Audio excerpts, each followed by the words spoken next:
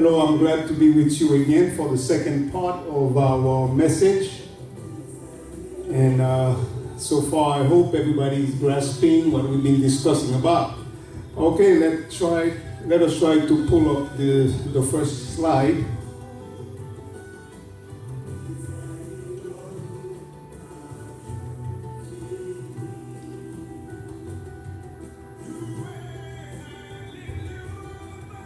Okay. As you know, this morning we were discussing about all that has been happening in Haiti, because I just came back from over a month missionary trip over there, and I had to say something. I had to speak about the situation as far, from a spiritual point of view, and also as a leader in the community, and also as someone who has seen things from both sides. You can always go back and watch the first part. I don't want to go into too much detail, but as of the last slide, remember I told you there was a total of 6 slides, 3 from the first part and 3 now. So this is the 3rd slide from the first part. You can always go to the first part, as I mentioned before. This last slide was just showing us how Israel, when it comes to God's perspective, Israel was supposed to maintain his part of the covenant, and whenever he would detour, whenever he would leave the covenant, then the bad part of the covenant would follow him. Whenever he would execute his part, or if he would keep his part of the deal, then he would be getting the blessings. And of course, I did mention that no matter what happened, people do not realize that God had a covenant with Abraham, Isaac, and Jacob, and God is going to hold his part of the covenant. And that's why we saw that as of this last slide, we read from Ezekiel 5, verses 7 and 11, and also Zechariah 13, verses 7 through 9. How God would deal with the people of Israel whenever they turn away.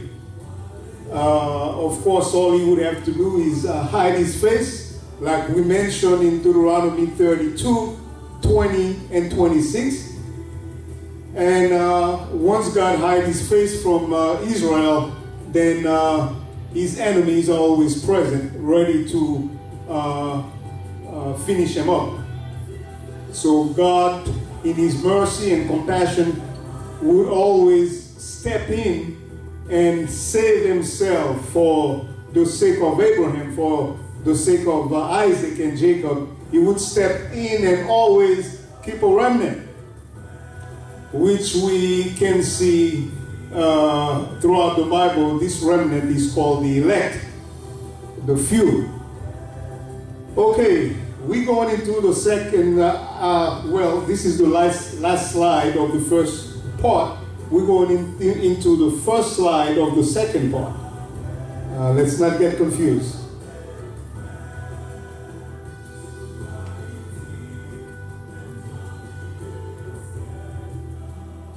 Okay. Remember, from the first part we were drawing a parallel between a group or one of the tribes of Israel that seems to have like a similar history with Haiti. If you can recall from the first slide when I mentioned about the 3 devastating things that that became a problem for that tribe, and that's the same problems we're seeing there. The first was they would not adhere to their leader. The second was they were quick to follow idols. And the third part, they love God. They really love God, but they were quick to follow idols. Okay.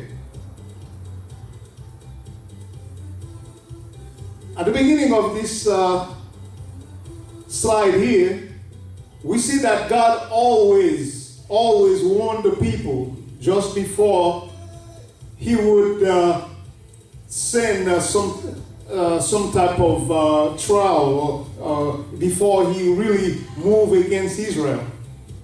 So in this case here, we see that during the time of Jeremiah and Ezekiel, Daniel also, that was the time when for the first time Judah was going into slavery. Judah was going into servitude. And if you can recall from the first slide, I told you that God's way of dealing with Israel was always through dispersion and servitude. But there will be a final dispersion, if you recall from the first time, where God would erase Israel from even the memory of the other nations. Israel would be like under the rug, so to speak. Like he didn't exist anymore, and that's the problem in our churches. Like I mentioned earlier from the other slides, there is a difference between Israel and the church. Right now the door is open. It's a time of grace for everybody. And I'm not going into that right now. Watch the first slide. But Israel has his time coming again. Go and watch the first slide. I don't want to keep going back for you to understand. Okay, this is what was going on at this time. There was a problem in Israel where God sent the prophet Elijah and told Elijah to go and tell the people, and to be more specific, Ahab was the king at that time. And he said, from this time forward, there's not going to be rain in Israel until I say so. And that was from the Lord. So Ahab, of course, it stopped raining, and Ahab was looking for the prophet from that time. Couldn't find the prophet, because whenever he would try to get to the prophet, the Spirit of the Lord would take the prophet, and until the day that God told the prophet, go and tell Ahab you want to see him. You know the story. I don't have time to go into the whole story. Where Ahab's servant told Elijah, wait a minute, you not trying to get me in trouble with Ahab. You're going to tell me now to go to Ahab and say that you're waiting for him, and as soon as he comes back, you're going to disappear. The Spirit of the Lord is going to take you away, and I'll be the one in trouble. Of course, Elijah said, I'm waiting right here. And that's how this started here. So, what happened here? I want to introduce three major events in the story of Israel now. Remember, I'm running a parallel here. I'm trying to make you see that what has happened between a group of people is still happening right now. And the first thing that happened is that there was the blame game being played. When Elijah met the king, Ahab, what did King Ahab say? He wanted to blame the prophet. He said, is that you who is troubling Israel? Is that you who is causing all these troubles? Of course, it's the same thing in Haiti. Whenever something happened, they want to blame it on the mass, Of course, they're going to treat the mass as barbarians, although they the ones who are really suffering. So a lot of times when they got it up to here, then they take off. And you know the saying, desperate people do desperate things. So they're going to blame the mass. Others will blame the bourgeoisie, those with the money.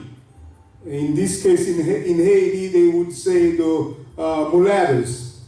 Not going into history lesson here, but those that know the history about Haiti, after slavery, there was always a group that would stand and claim what they thought was supposed to be lawfully theirs. And that started a problem ever since the independence in Haiti.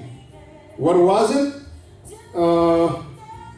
The sons of the whites and the slave. Now, after the independence in Haiti, they would go back and claim the land as the land of their father. So that started a problem here, even at the time of Dessalines. Dessalines was the guy who stepped into this and eventually got killed over that.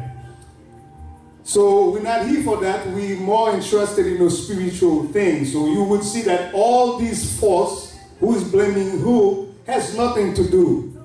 If someone will come out, if someone will start praying, if someone will come out like Elijah. Because Haiti's problem is nothing but God. Watch the first slide, you'll understand. I cannot keep going back. So here, we see that the blame game here, Elijah is being blamed because of what's going on in Israel. There was no rain for, I think, 3 years and a half, if I'm correct. You can check me out. But you can find the story in 1 Kings, the 18th chapter, where I have the verses 17 and 18 here. So Elijah was being blamed because of what was happening, no rains. And Elijah had to tell the king, it's not me who is troubling Israel, but rather you. Because you and your forefathers are going after Baal. In Haiti, you would say the same thing. Baal is nothing else but a branch of voodooism. I mentioned in the first slide. You can go and check it out.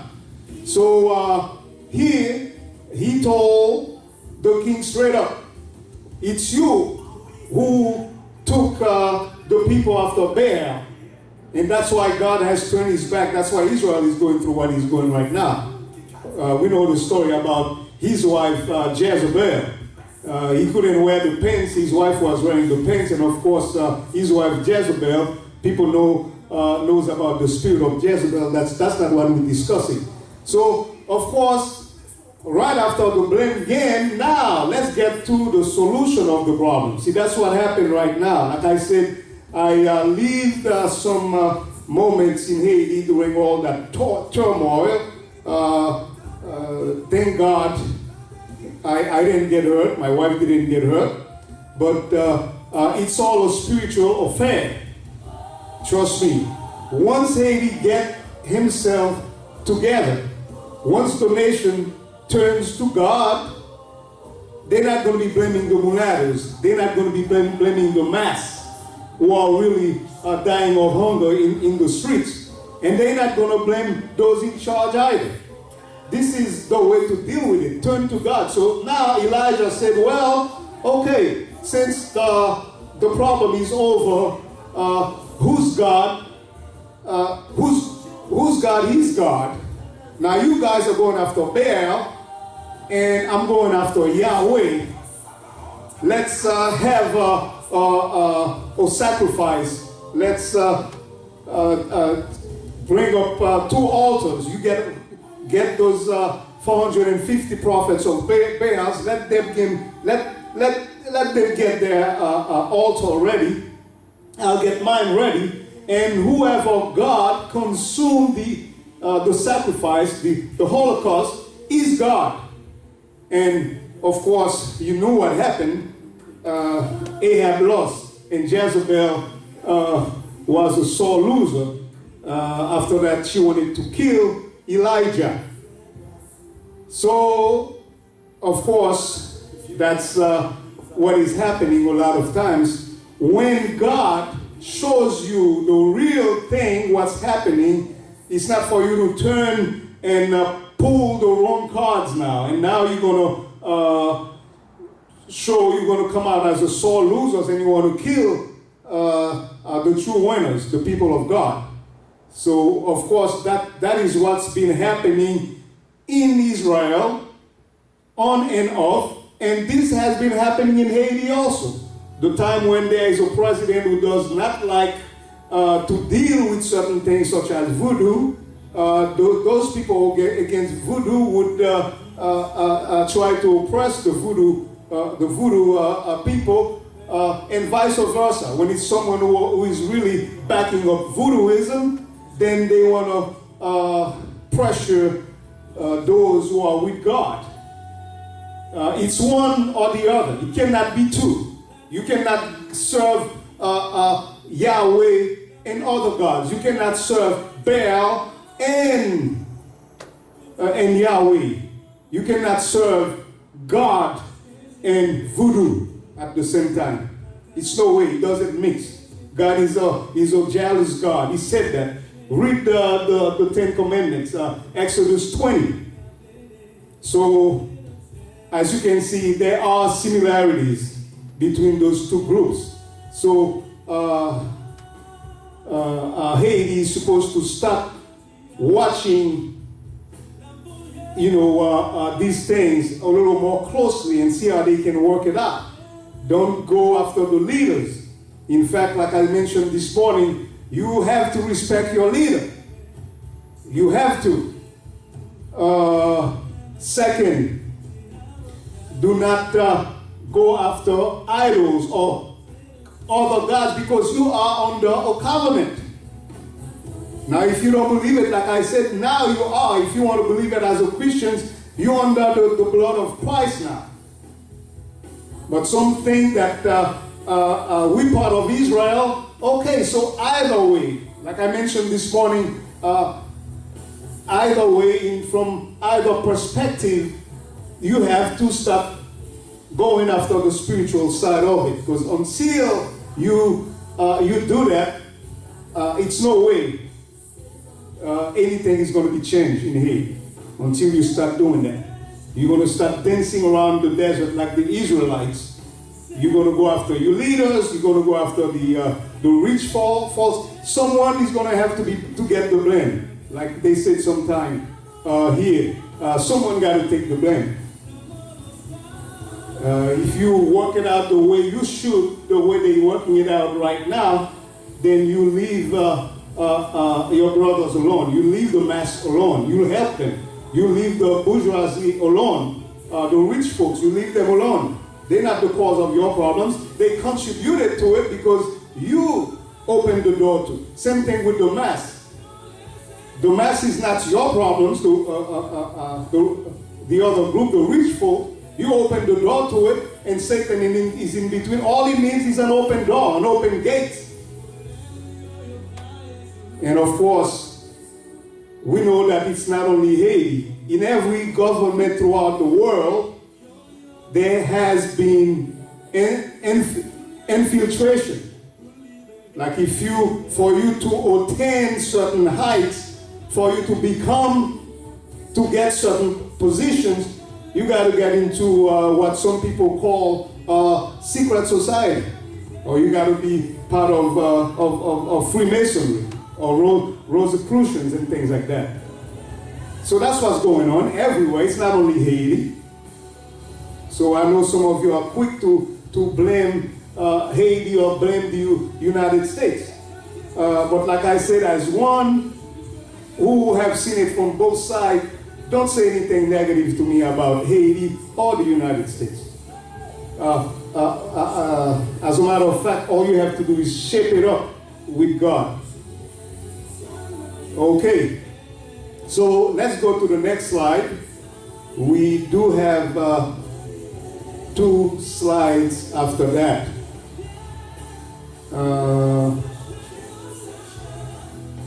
Okay, now I don't see if you can distinguish the prophet Jeremiah's expression here, someone who is crying here. Some preachers give him a nickname, the wailing prophet, someone who was always crying. Why was Jeremiah always crying, always wailing to God? 3 things were bothering Jeremiah. A lot of things were bothering him, but usually I narrow it down to only 3 for the sake of time. The first thing, he was a true patriot. I know everybody knows what a true patriot is. A patriot is someone who loves his nation, who is ready to go to war to defend his nation, who wants to see good things happen as far as his nation is concerned. So, contrarily to Zedekiah, who was in rebellion, that was the king at that time, where the king of Babylon had him blinded just after he saw the slaying of his sons, because that was part of prophecy, that was prophesied. Contrarily to him, who did not see anything after that, who was taken to Babylon, Jeremiah, a true patriot, had to see everything. So Jeremiah, if you want to go in Lamentation 1, Lamentation is right after the book of Jeremiah. Lamentation, there was Jeremiah's Lamentation. Lamentation 1:12, what does it say? It says, "Is it nothing to you, all ye that pass by?" That was a time of desolation in Israel. I should say specifically Judah. That was the kingdom of Judah. When after they took all the young men, they raped some of the women, and they went into captivity, they only left the few or those people who are working or cultivate the earth, and a lot of them were just passing by, going to their everyday business like nothing happened. And Jeremiah couldn't take it. Jeremiah was saying, "Is all these things that's going on, is it nothing to you?" So Jeremiah had a lot of problems as a true patriot, because his second problem or dilemma was that he was a messenger, what some people call a fearmonger. Jeremiah's mission was to go to the king, to go at the door of the city and say that don't even try to fight, because God is the one sending Babylon to grab you guys and take you into slavery.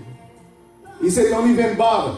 So here, every time he opened his mouth, he got slapped, he got kicked, he got arrested, he was thrown in jail, and eventually they threw him in a pit where he could not sit down, he couldn't lie down, he only had to stand up, because that was a well, and he only had mud.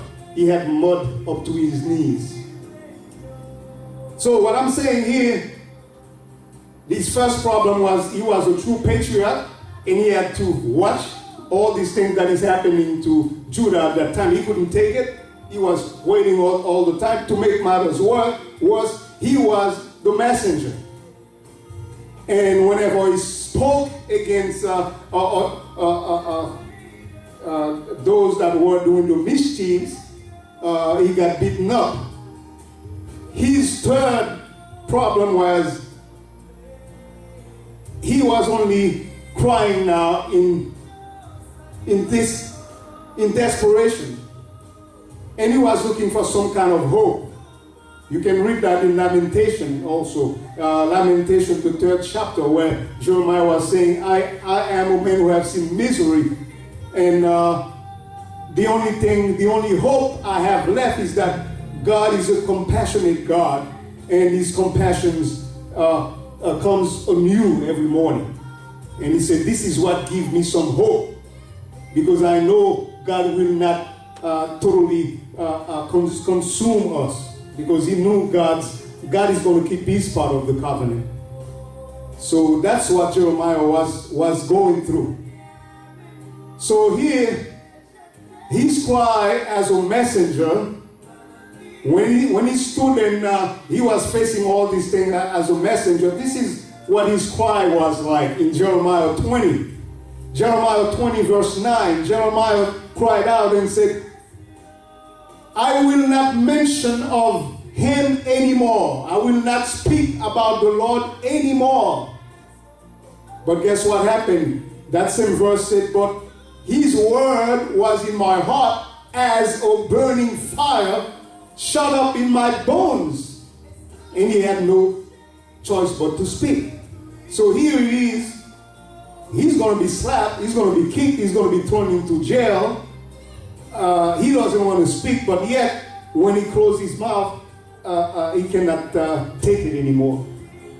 And yeah, he was in a great dilemma here. As a messenger, not only Jeremiah had to go through that, Jeremiah was also crying in Jeremiah 15:10. He said, woe is me, my mother, that thou hast borne me, O man of strife and O man of contention. To the whole earth I have neither lent on usury, nor man have lent to me on usury, yet every one of them cursed me. See, this is the problem here. A lot of time as a messenger, when things get very bad and God is giving the okay to the enemy to take over, sometimes those who've been praying or really standing, they go through these things. So Jeremiah is saying that why his mom had to give him birth as a man of contention. Wherever he goes, people want to kill him. They're cursing him out. So here is his last hope. Before we go to the last slide, Jeremiah's last hope was in Lamentation 3, verses 21 and 22. Jeremiah said, this I recall to my mind. Therefore have I hope. It is of the Lord's mercies that we are not consumed, because his compassion fail not. They are new every morning. So, of course, when you are a man of God and you know your destiny and you know what's going on, and you know that God will never disgrace or he will always honor his part of the deal, his part of the covenant or blood covenant between Israel and God. He knows that no matter what happened, God is going to always keep of you according to his word. So that's what kept Jeremiah going. We're going on into our last slide. So now remember, if you're a true patriot and you are spiritually inclined, you know what's going on spiritually. It's not the time to start hating anybody. Like I mentioned in my previous slide, if you don't agree with something, there is a way to do it. Just like I said, there are always going to be opposition. There are always going to be differences.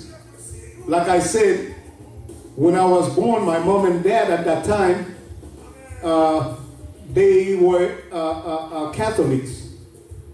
They sent me to a great Catholic school. The friars from France, they were directing that school, and that's why, right now I can speak French, I can read French. They did a great job. But just because I found the truth and I disagree with certain things they're doing, in specific with Mother Mary, when Mary is still in the grave now, waiting for the true Savior, our Lord Jesus Christ. That doesn't mean I have to go and try to kill them. I still love them. They're giving me one of the best education that I would that I can find at that time. So this is what it is.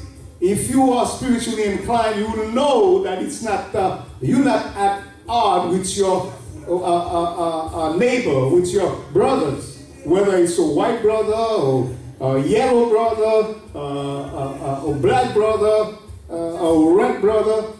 We are here part of the human race that God created, that Jesus died for. Jesus didn't die for the fallen angels. I'm sorry. Lucifer is the son of perdition. He's been judged already. Jesus said that he saw the devil falling as lightning. He's already he cannot be redeemed. So try to understand that. Let's go to our last slide.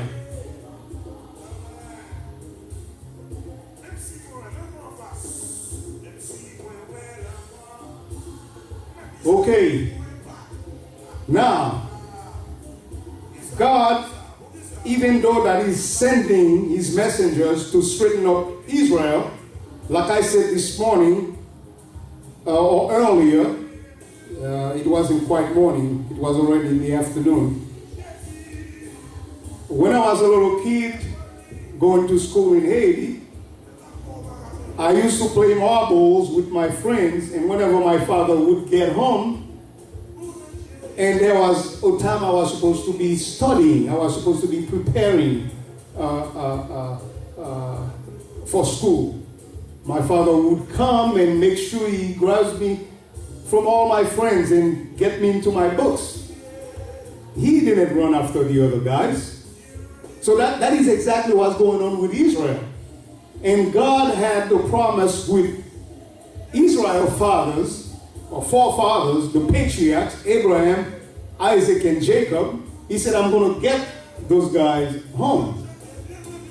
How you want to come, it's your choice. But He's going to get some of you home.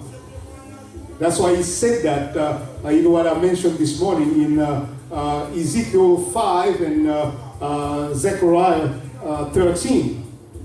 He said after he sent a third through the sword, and 1/3 He's going to send through pestilences and famine, and the last one He's going to draw out a sword after them. He's going to be running after them. He's going to get them home. Not how you want to come, it's your own affair, but you're coming. So you must understand these things. In His compassion, God always wants to comfort Israel, to let them know it's not over. Let's see what happened here in Ezekiel 37. In Ezekiel 37, God said to Israel, Son of man, these bones, I'm sure that everybody knows about the story of the valley of the dry bones. I don't have time to go into this. Read Ezekiel 37, specifically verse 11. This is what I'm commenting on. Then He said unto me, unto Ezekiel, Son of man, these bones are the whole house of Israel. Behold, they say, this is what Israel is saying. That's what I heard in Haiti while all these things were going on, in the midst of all those turmoil. I had a long argument with that guy in one of those little, well, I think in Africa they call them KK. It's like those little cab, it's like a little camioneta in Spanish, where that guy was telling me that Haiti will never be able to amount to nothing and everything else. And I was so much involved in a heated discussion with him, where a lot of people were siding up with me, and some people were siding up with him, that when I got down, my wife was in front. I had to run after that camioneta to get my wife out, because that was Port-au-Prince. You don't want to lose sight of your wife in Port-au-Prince, especially in times of turmoil. So this is what exactly Israel was saying. Ezekiel 37:11, they're saying that God said to Ezekiel, he said, behold, this is what Israel is saying. They say, our bones are dry and our hope is lost. We are cut off. We are finished. We're done. We will never amount to anything else. We're done. We're finished. Zilch. Finito. And that's what's going on in Haiti. And I just can't stand when I go there. I went there with my wife. There were a lot of white missionaries. And when we meet them over there, we speak to them. We try to make them feel at home. Here they come here. They would go down there to give you hope, to say there is still hope. And you're telling each other, we're done. Don't you know about the history of Gideon, who was doing the same thing, and God sent his own enemies to speak where he could understand, someone who had a dream, this is what's going to happen. So if you insist on saying you will never amount to anything, you know what could happen to you? Someone was saying that was at the time when God said he's gonna open a door of deliverance for Israel, and one of them said, yeah, this will happen when the Lord God opens windows in heaven. You know what happened to him? The prophet said, this will happen, the deliverance will come, but you will not participate. That's what happened when God delivered Israel through some leprous people that are hit of leprosy. Guess what? They were standing right behind the door of the city. People were so happy about that big deliverance that they pushed those doors down and they got killed through the process. They saw the deliverance, but they didn't participate. So you stop. If you cannot say anything positive, especially if you're not spiritually inclined to understand, don't say anything at all. Do not say anything at all. So here, God told Ezekiel, you can read Ezekiel 37:11. He said, I will open your graves. So a lot of people think the grave they're talking about is the resurrection. It's not the resurrection we're talking about here. It's the resurrection of a nation. The resurrection of those that are going to lead the spiritual war. Because remember that Jesus said that about Isaiah prophecy. He said that you will be looking, but you won't see anything. And you'll be listening, and yet you won't understand. And Israel is partially blinded so that the heathen can come in. Paul, when you go into Romans 9-11, I gave you these references this morning, and Paul was saying, if it is by Israel's blindness, people get to know about God. What is it going to be when God wakes up Israel in what God is saying here? God said, I will open your grave. If you read Ezekiel 37, right after those bones get connected, and there stand a gigantic army, and then God is going to put his spirit on them. It's not by